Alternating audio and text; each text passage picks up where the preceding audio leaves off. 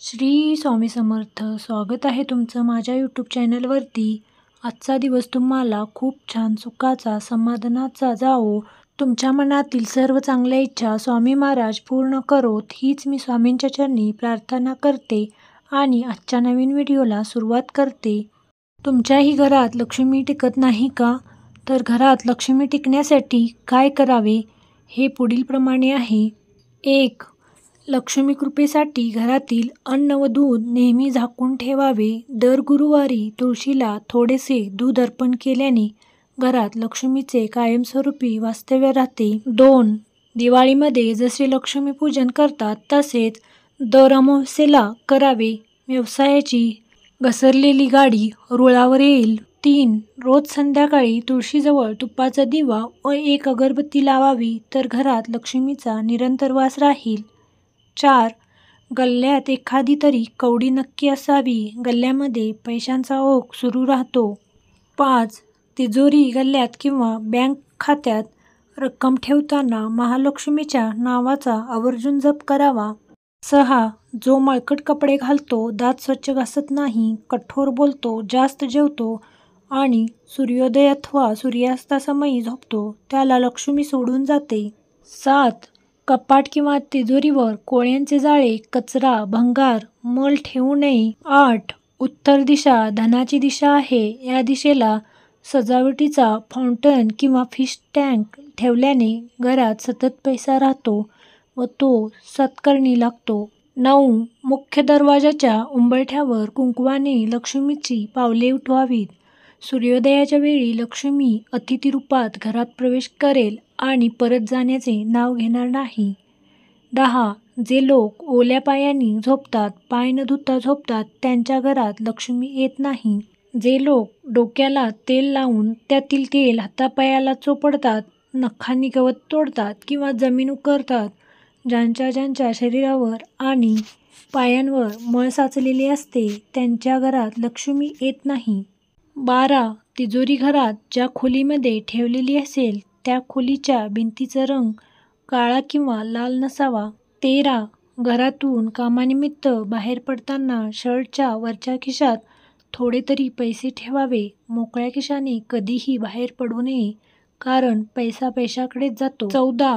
जी व्यक्ती सूर्योदयापूर्वी उठून स्नान करते, त्यानंतर देवपूजा करून कामधंद्यास सुरुवात करते, त्या व्यक्तीवर लक्ष्मीची सदैव कृपा राहते. 15. तिजोरीचा दरवाजा उत्तर दिशेला उघडेल असा असावा. तिजोरीच्या वर जड सामान ठेवू नये. तिजोरी भीम म्हणजे जे पिलर असतात त्याखाली ठेवू नये. तिजोरीमध्ये श्रीयंत्र आवर्जून ठेवावे. ते लक्ष्मी प्राप्तीसाठी अत्यंत फलदायी असते. 16. पैशासंबंधीच्या कामांसाठी निघताना उजवा पाय घराबाहेर टाकून निघावे. गणेश मंदिरात जाऊन गणपतीला एक लाल फूल वाहावे. 17. लक्ष्मी प्राप्तीसाठी दररोज मूठभर भाजलेले चणे, फुटाणे कबुतरांना खायला द्यावे. त्वरित अनुभव येईल. 18. जेवल्यानंतर उष्ट्या हाताने देवी देवतांच्या फोटोला हात लावू नये. ते अशुभ मानले जाते. यामुळे लक्ष्मीचा कोप होतो, बरकत नाहीशी होते. कितीही कष्ट करा, त्या व्यक्तीजवळ पैसा टिकत नाही. अनावश्यक कामावर पैसा खर्च होतो. 19. कोणत्याही देवतेचा प्रसाद घेतल्यानंतर लगेच हात धुवून घ्यावेत. 20. नोकरीतून किंवा व्यवसायातून मिळणाऱ्या पैशातील काही हिस्सा दान अवश्य करावा. धार्मिक किंवा सामाजिक कामांसाठी केलेले दान 1000 पटीने परतून मिळते. शिवाय शांती, समाधान, यश आणि कीर्तीही लाभते. घरामध्ये अन्न वाया जाणार नाही याची काळजी घेतलीच पाहिजे, कारण वाया जाणारे अन्न शाप देते. परिणामी घरात हळूहळू दारिद्र्य आणि आजारपण येते.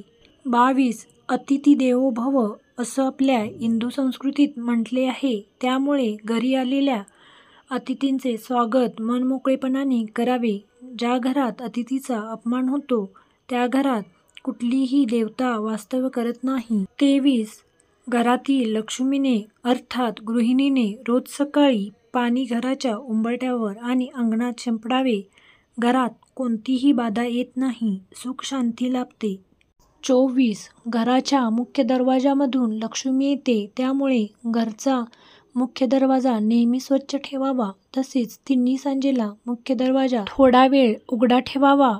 ही लक्ष्मीच्या आगमनाची वेळ असते. 25. पैसे मोजताना नोटांना थुंकी लावून मोजू नये.